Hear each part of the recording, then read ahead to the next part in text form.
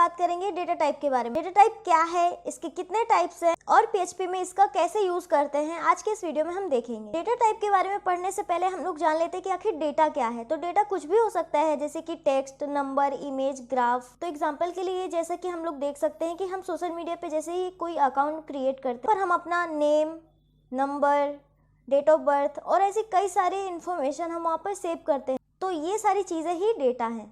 जैसा कि हमने जाना कि ये डेटा है, तो डेटा अलग अलग टाइप का भी हो सकता है, जैसे कि कोई नंबर में हो सकता है या टेक्स्ट में हो सकता है।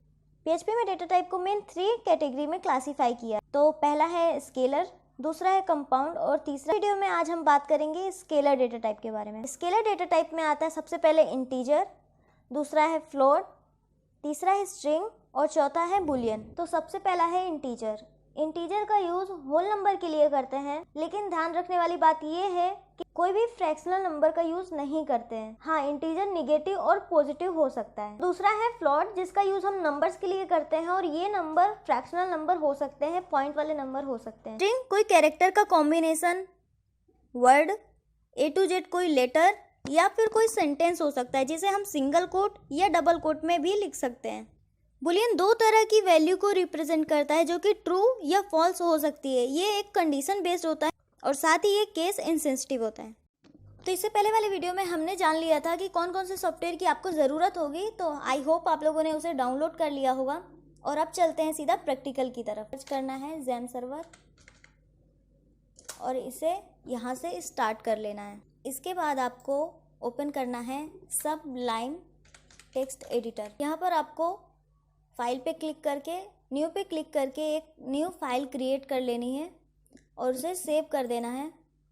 जहाँ पे आपने जैम सर्वर को रखा था उस लोकेशन पर जाकर आपको जैम पर क्लिक करना है, जैम वाले फोल्डर पर। इसके बाद यहाँ पर आपको दिखाई देगा फोल्डर HD डॉक्स नाम का, इस पर क्लिक करना है। यहाँ पर आपको एक फोल्डर बना लेना है, जैसे कि मैं लिख देती हूँ PHP डेटा टाइप। के अंदर आपको इसे सेव कर देना है, कुछ भी लिख सकते हैं। मैं लिख देती हूँ try.php। ध्यान रहे PHP की फाइल को .php एक्सटेंशन से सेव करते हैं। अब इसे मैंने सेव कर लिया है और चलते हैं अब क्रोम की तरफ। तो सबसे पहले आपको क्रोम ओपन कर लेना है और URL बार में जाकर के आपको लिखना है लोकल होस्ट और इंटर प्रेस करना है। यहाँ पर आ जाएगा लोकल होस्ट डैशबोर्ड।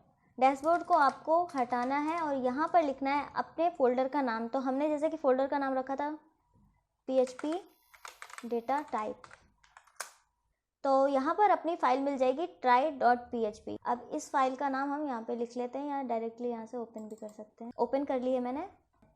तो अब हम जानेंगे PHP में इंटीजर कैसे यूज़ करते हैं। तो यहाँ पर सबसे पहले PHP हम ओपन और क्लोज कर लेते हैं और यहाँ पर हम अपना पूरा कोड करेंगे। तो सबसे पहले यहाँ पर मैं क्या करती हूँ, एक वेरिएबल डिफाइन कर देती हूँ। और यहाँ पर जो आप देख रहे हो ये 10, ये है इंटीजर, यानी कि ये एक तरीके का डेटा है और इसका टाइप क्या है, ये एक इंटीजर है। या नेगेटिव भी हो सकता है इंटीजर, तो ये पॉजिटिव है और साथ ही हमने इसमें कोई भी पॉइंट नहीं यूज़ किया हुआ है।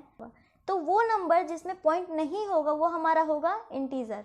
अब हम दूसरा वेरिएबल डिफाइन करते हैं, जिसमें हम लिखेंगे -20, क्योंकि इंटीजर कोई पॉजिटिव या निगेटिव नंबर हो सकती है, तो हमने दूसरा लिया है निगेटिव नंबर। उसके बाद PHP में प्रिंट कराने के लिए यूज़ करते हैं इको का। तो मैंने यहाँ पर लिखा इको।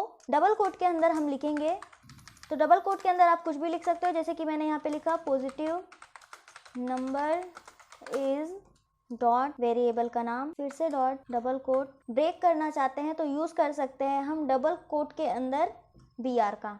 अब जो हमारा दूसरा निगेटिव नंबर है हम उसे इको करते हैं, तो लिखूंगी मैं echo negative number is colon, इसके बाद बाहर निकल कर डॉट y। अगर हम इसमें ब्रेक का यूज़ करना चाहते हो तो फिर से ब्रेक का यूज़ कर सकते हैं, इसके बाद सेमी कॉलन। और ये हमारा पूरा कोड हो चुका है। अब हम इसे रन करके देखते हैं कि हमारा क्या आउटपुट मिलता है। तो इसे मैंने सेव कर दिया है, अल्टर टैप करूँगी, आ जाऊँगी सीधा क्रोम पर और यहाँ पर मैं करूँगी रिफ्रेश। तो आप लोग देख सकते हो positive number is 10 and negative number is 20। इसे जूम करके भी देख लेते हैं हम। तो इस तरह से हम इंटीजर का यूज PHP में करते हैं। तो इस तरह से ये है इंटीजर डेटा टाइप। अब हम बात करते हैं फ्लोट के बारे में। फ्लोट में हमने जाना कि फ्लोट नंबर क्या होते हैं, जो फ्रैक्शनल नंबर होते हैं। तो सबसे पहले हम लोग एक वेरिएबल डिफाइन करेंगे। वेरिएबल डिफाइन कैसे करते हैं, डॉलर, यहाँ पे कोई लेटर या वर्ड यूज कर सकते हैं, इक्वल, और आपको नंबर लिखना है कोई फ्लॉट नंबर। तो मैंने लिख दिया यहाँ पर 3.14। उसके बाद नीचे दूसरा एक वेरिएबल डिफाइन करते हैं 0.5, ओके, सेमीकोलन। उसके बाद हम एक तीसरा वेरिएबल डिफाइन करेंगे जिसका नाम हम जेड रखेंगे और हम इन दोनों वेरिएबल को प्लस करा देंगे, जैसे कि पहला है x प्लस y, सेमीकोलन। और अब हम इसे करेंगे प्रिंट। तो डबल कोटेशन के अंदर आप कुछ भी लिख सकते हैं, जैसे कि मैंने यहाँ पर लिखा है addition on floating number is, उसके बाद इसके बाहर निकल कर लिखेंगे हम $z, जिसे हमें प्रिंट कराना है। पर HTML कोड करेंगे BR का, ओके, BR ब्रेक करने के लिए। और यहाँ पर हमारा कोड हो चुका है। अब हम इसे सेव करते हैं और जा करके देखते हैं क्रोम में कि इसका रिज़ल्ट क्या आया है। इसके बाद हम देखते हैं स्ट्रिंग के लिए हमें क्या करना है। सबसे पहले हमें स्ट्रिंग डिफाइन करने के लिए हमें एक वेरिएबल डिफाइन करना होगा। मैंने लिख लिया है नेम इक्वल स्ट्रिंग, कोई लेटर, कोई वर्ड या सेंटेंस हो सकता है। तो जैसे कि मैं यहाँ पर एक वर्ड लिखती हूँ, मैंने लिखा रिया, सेमीकोलन। और अब हम इसे प्रिंट कराते हैं, इको डबल कोट के अंदर नेम और सेमीकोलन। तो देखते हैं हमारा रिजल्ट क्या आता है। रिया प्रिंट हो चुका है। और अब देखते हैं बुलियन का एग्जांपल। तो सबसे पहले PHP चालू और बंद कर लेती हूँ। और अब यहाँ पर एक हम वेरिएबल बनाएंगे $running इक्वल ट्रू, ओके। इसमें वैल्यू हो सकती है ट्रू या फिर फॉल्स। तो यहाँ पर मैंने लिख दिया है ट्रू, सेमीकोलन। तो बुलियन हम लोग यूज़ कैसे करते हैं, कंडीशन बेस। तो यहाँ पर इफ़ का यूज़ करेंगे हम। तो सबसे पहले यहाँ पर मैं लिखती हूँ इफ़, यहाँ पर जो वेरिएबल हमने बनाया था वेरिएबल को लिखूँगी रनिंग, ओके। उसके बाद कर्ली ब्रैकेट के अंदर हम लोग इको करेंगे, इको स्टे एट होम। तो हमारी कंडीशन क्या कह रही है, if it is running then it's true, if it's true then stay at home, otherwise go outside. तो हमने एक वेरिएबल बनाया रनिंग से, इसे ट्रू किया। अगर वैल्यू ट्रू होती है तो इफ़ रनिंग, इको हमने किया स्टे एट होम, एल्स अगर नहीं तो इको करना है गो आउटसाइड। तो अब हम इसका आउटपुट देखते हैं। अल्टर टैब, ओके, क्रोम पर आकर यहाँ पर रिफ्रेश, और रिफ्रेश करने के बाद आप यहाँ पर देख सकते हो हमने ट्रू किया था क्या, running. If it is running then stay at home. तो हमारा रिजल्ट क्या मिला है, स्टे एट होम। तो इस तरह से हम लोग डेटा टाइप का यूज़ कर सकते हैं, अलग अलग डेटा को इस तरह से डिफाइन कर सकते हैं। आई होप आपको वीडियो समझ में आ रहे होंगे। अगर नहीं आते हैं तो आप कमेंट करके बता सकते हैं। आगे आने वाली वीडियो में हम लोग अगले डेटा टाइप्स को देखेंगे जो कि हैं हमारे कंपाउंड और स्पेशल डेटा टाइप।